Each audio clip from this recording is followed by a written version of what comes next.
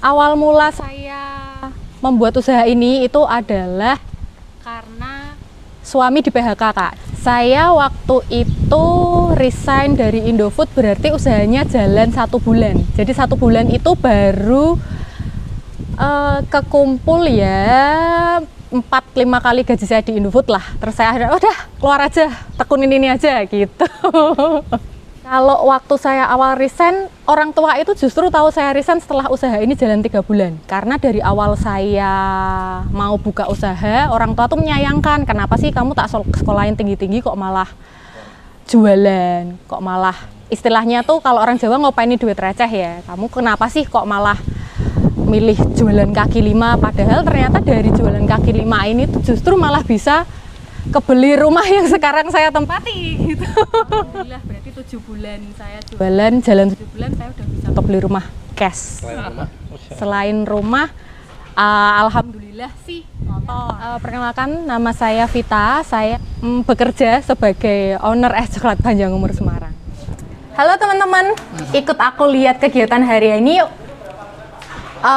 Jadi ini adalah freezer buat simpan roti. Jadi roti itu kalau di suhu ruang kan tahan 7 hari, tapi kalau di freezer seperti ini itu bisa tahan sampai 1 bulan. Boleh lihat Mbak, rotinya pakai roti apa nih Mbak? Ini rotinya kami pakai roti produksi sendiri. Jadi ini yang produksi itu UMKM Semarang. Jadi ada 3 jenis, yang original, red velvet, sama yang pandan. Nah ini kenapa dimasukin freezer, karena biar bisa tahan sebulan. Kalau yang fresh kan ada di suhu ruang. Dari sini kemana nih Mbak? Dari sini kita lihat stok yang fresh dulu. Nah kalau stok yang fresh itu, sorry ya berantakan teman-teman. Nah ini ada yang fresh masih bener-bener matang semalam, itu ada yang kayak gini. Tuh, nah kan jadi ini nggak perlu ditaruh di freezer, jadi langsung. Namanya roti apa Mbak kalau boleh tahu? Ini roti manis sih kami kalau sebut. Oh iya. Karena rasanya memang manis. Roti manis ya, kalau di daerah saya roti kuro namanya. Oh roti kuro. Iya. Berarti ini kerja sama UMKM setempat ya Mbak ya? Iya, UMKM setempat. Kurang lebih untuk hari ini berapa nih Mbak? Ini ada 750, biasanya 2 hari habis. 2 hari habis, 750. Iya. Berarti dari sini kemana lagi nih Mbak? Kalau habis dari sini nanti kita akan ke ruang packing. Ruang packing ya Mbak? Packing yang ala kadarnya ini. Jadi ada stok coklat di sini. Kita pack segini-segini nih Kak. Berarti ini produksi sendiri ya Mbak? Iya, ini yang produksi tim kami sendiri. Jadi suami ngekombain beberapa coklat, terus kita pack jadi satu. Nah ini banyak banget nih Mbak, kurang lebih ada berapa kilo? Ini segini tuh 15. 15 kilo. Untuk hari ini berapa nih Mbak kurang lebih? Kalau hari ini kita packing 200 kiloan Kak. 200. Kita kalau cup kan harus wajib ambil di kita. Ada tulisannya Mitra Resmi Semarang. Biar tahu kalau memang itu mitra kami yang resmi. Di-pack kayak gini.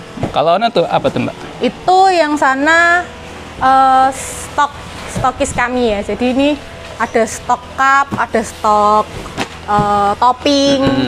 Itu ada semua di sini. Ini apa nih Mbak? Ini ada strawberry crunch, ada coco crunch, terus ada fruit loop, sama ada marshmallow. Marshmallow ya. Ini ya kayak permen-permen gitu ya Mbak ya? Iya, itu kenyal-kenyal gitu. Kenyal nyoy-nyoy ya. Kalau seminggu tuh kami bisa pesen cup sampai 20.000 cup. Seminggu? Iya, 20.000 cup? 20.000 cup itu 1 minggu. Peminatnya memang alhamdulillah sih. 1 minggu 20.000 cup. Berarti sebulan? 80.000. 80.000 ya? Cup. Itu untuk kemitraan apa gabung sama yang... Itu untuk kemitraan aja.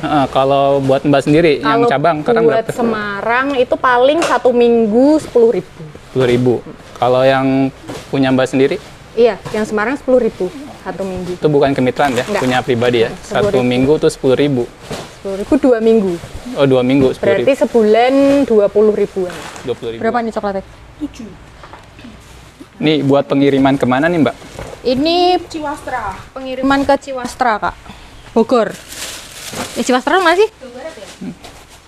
Ini buat pengiriman ke Ciwastra, Jawa Barat.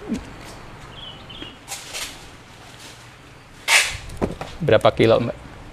7. Dia pesan 7 buat 1 minggu biasanya. Terus apa lagi? Ya gini sik wae. Nah ini buat ke Ciwasa. Biasanya memang ini sih, nanti kita akan kasih stiker fragile juga, terus kita bubble juga. Nanti habis dari sini kita baru bubble wrap. Iya, biar aman. Karena kan kadang kalau ekspedisi kan main di luar. Perkenalkan, nama saya Vita, saya mantan HRD PT Indofood CBP Sukses Makmur Food Ingredient Division Semarang. Saat ini saya bekerja sebagai owner es coklat Panjang Umur Semarang. Awal mula saya membuat usaha ini itu adalah karena suami di PHK, Kak. Jadi awal mulanya itu karena suami terkena dampak PHK dari perusahaan sebelumnya. Terus sudah mendaftar di beberapa perusahaan, tetapi sampai tahap akhir aja. Jadi cuman sampai tahap final interview, ternyata yang lolos rival satunya. Nah, terus akhirnya kita terpikirkan nih, gimana kalau misalkan kita yang menciptakan lapangan usaha untuk orang lain daripada kita harus ikut orang lain terus. Nah, awalnya sih dari situ, jadi dari suami ter-PHK. Nah, terus muncullah ide untuk jualan es coklat. Awal mulanya itu karena suami kan suka ngopi ya. Nah, suami suka ngopi dan mindset orang-orang di Indonesia, coklat itu adalah identik dengan rasa manis. Padahal coklat itu sejatinya kan ada rasa pahitnya. Nah, terus suami mengkombinasi dari situ antara dia suka ngopi sama biar masyarakat Indonesia tuh tahu bahwa coklat yang asli itu sejatinya ada rasa pahitnya, nggak manis. Dan kita pengen menghilangkan stigma masyarakat bahwa coklat itu manis gitu. Dulu saya memulai usaha ini itu 14 Mei 2022. Baru banget, sekitar 7 bulan yang lalu.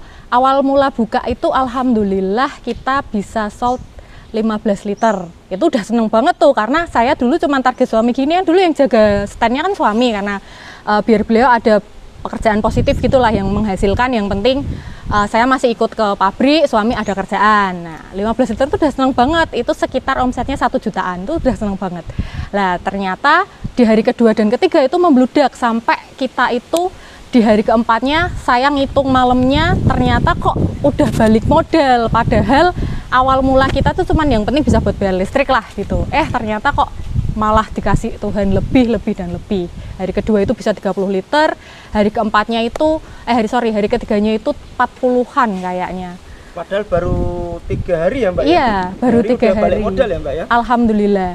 Gimana rasanya tuh Mbak, 3 hari dapat? Rasanya seneng campur sedih, sedih nggak nyangka kok ternyata Tuhan baik banget ya. Padahal selama ini aku tuh juga nggak sebaik itu, jadi hambanya yang masih banyak salah. Tapi ternyata Tuhan tuh bener-bener ngasih jalan ini loh, di balik PHK suamimu ternyata ada hikmah tersembunyi. Kamu bisa buka usaha ini, bisa ciptain lapangan usaha ini buat orang lain.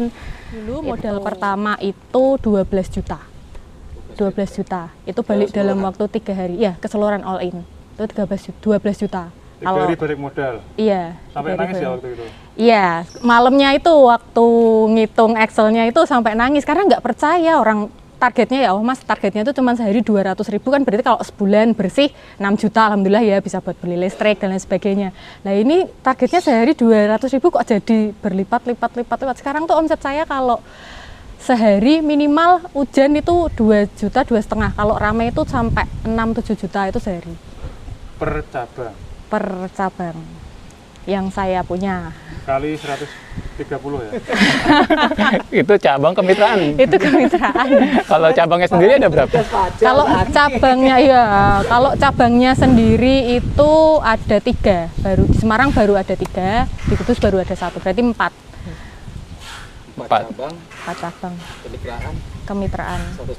120-an. Mbak, namanya kehidupan itu kan pasti ada naik turunnya Mbak ya. Nah sekarang ini kan Mbak Vita lagi dalam posisi ini nih, dapat kenikmatan kopi ini Mbak. Sebelum usaha ini pernah mengalami titik terendah nggak Mbak? Kalau titik terendah dalam hidup saya ya itu Mas saat suami di PHK, karena kan apa-apa harus saya yang handle gitu ya, maksudnya keuangan kan harus saya yang handle. Nah dari situ tuh ego seorang perempuan tuh dimainkan banget loh Mas. Dimainkannya adalah kita berpikir bahwa aku yang kerja berarti harusnya dia yang ngurus rumah tangga, padahal kan harusnya nggak seperti itu ya. Harusnya tetap walaupun aku yang kerja kan aku juga yang harus ngurus rumah tangga, dan suami kan harus tetap juga jadi kepala rumah tangga. Nah Dari situ sih sebenarnya titik terendahku menurutku di situ, karena sebulan itu penghasilanku cuma cukup buat hidup sehari-hari. Padahal itu saat itu masih harus nyicil mobil, masih harus bayar kontrakan rumah.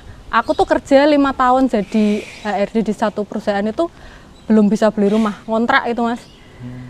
Nah setelah keluar itu lah teman pemula yang baru merintis usaha kayak gini biar bisa sukses seperti Mbak Vita itu punya ratusan mitra, itu resepnya apa?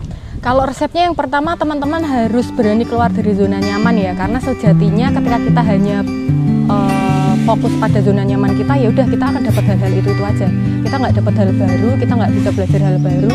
Jadi teman-teman harus berani keluar dari zona nyaman dan berani mencoba hal baru. Jangan takut mencoba. Lebih baik teman-teman gagal daripada tidak mencoba sama sekali.